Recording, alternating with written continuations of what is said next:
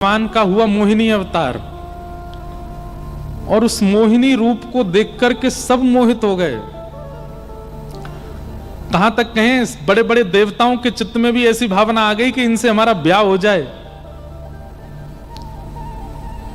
लेकिन एकमात्र सूर्य देव ऐसे थे जो ठाकुर जी पर मोहित नहीं हुए।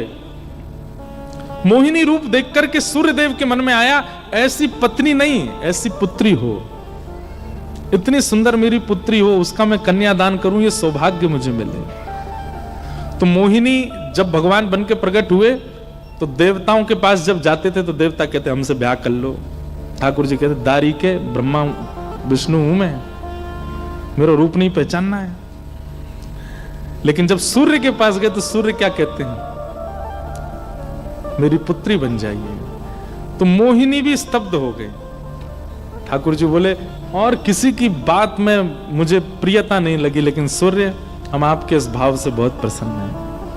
बोले मेरी परम इच्छा है कि मैं आप जैसी पुत्री को गोद में खिलाऊं, उसका पालन करूं, उसको अपनी पुत्री कहूं, वो मुझे अपना पिता कहे, ये सौभाग्य मुझको दीजिए नाथ। ठाकुर जी बोले द्वापर योग आ रहा है, हम दो माता पिता तो चुन चुके हैं, लेकिन आप हमको पुत्री रूप में चाहते हो, इसलिए मेरी ही आह्लादनी शक्ति, मेरा ही प्रतिबिंब स्वरूप वो आपके यहां पुत्री बनकर के आएगा। और सूर्य ही वृषभानु बने और ठाकुर जी का प्रतिबिंब किशोरी जी बनकर के प्रकट हुआ, श्री राधा रानी के रूप में प्रकट हुआ। किशोरी जी विलग नहीं है ठाकुर जी से। ठाकुर जी जब एक बात कहें, हम सबको अपना प्रतिबिंब का स्वरूप सबसे अच्छा लगता है। दुनिया में अगर पूछा जाए कि हमारी सबसे प्रिय वस्तु क्या है, तो जब हम खुद को दर्पण में देखते हैं, प्रतिबिंब में देखते हैं, हमको बहुत अच्छा लगता है। और प्रतिबिंब में देखते ही हमारा हाथ जाएगा, यूं करेंगे यूं करेंगे, बढ़िया। जब तक प्रतिबिंब हमको पास नहीं करता, हम अपनी पत्नी के सामने भी नहीं जाते, हम पति के सामने भी नहीं जाते, हम कमरे से बाहर ही नहीं निकलते। सबसे पहले हमारे श्रृंगार को देखने का अधिकार केवल प्रतिबिंब का है। इतना प्रेम हम अपने प्रतिबिंब से करते हैं। वही प्रतिबिंब किशोरी जी हैं। तो उनके साथ ठाकुर जी का जो संबंध है, जो लीला है, जो क्रिया है, उस पर इतना संशय क्यों?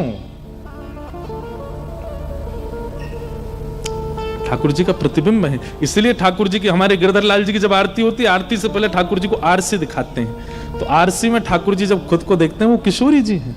और फिर किशोरी जी को देख करके ठाकुर जी अर्चक से कहते हैं अब नेक तू भी देख। तो फिर हम ऐसे देखते हैं, तो हम कहते हैं हाँ लाल जी खूब सुंदर लगे। और दूसरा भाव यह है कि स्वरूप जो है वो ठाकुर जी हैं, और स्वरूप पर जो श्रृंगार है वो किशोरी जी हैं। पाग है, कुंडल है, नथबेसर है, गले के माला है, हाथ के कड़ूला है, पामन के पाजेब हैं, बाजूबंद है, ये सब किशोरी जी हैं। तो ठाकुर जी अपने ऊपर किशोरी जी कितनी प्रभाव में आई है, देखते हैं। किशोरी जी जब प्रतिबिंब देखती हैं तो आप कहोगे तो किशोरी जी किसको देखती हैं? ठाकुर जी को नहीं, ठाकुर जी का प्रतिबिंब किशोरी जी, और किशोरी जी का प्रतिबिंब श्री ललिता जी। ललिता जी कौन है? अष्ट सखियों में प्रथम सखी, ये किशोरी जी का प्रतिबिंब है। लेकिन कौन सा प्रतिबिंब? बहुत ध्यान से सुनने, आज तो हम निकुंज में चले गए, हमको क्षमा कर दो आप। कौन सा स्वरूप? ठाकुर जी के द्वारा सजाया गया किशोरी जी का स्वरूप। और किसी के द्वारा सेवा किशोरी जी की हुई है, वो प्रतिबिंब जब किशोरी जी देखती हैं तो वो किशोरी जी खुद को ही देखती हैं। लेकिन जब श्रृंगार ठाकुर जी करते हैं और उस समय जब प्रतिबिंब किशोरी जी देखती हैं, वो जो स्वरूप है वो ललिता जी, वो श्री ललिता जी।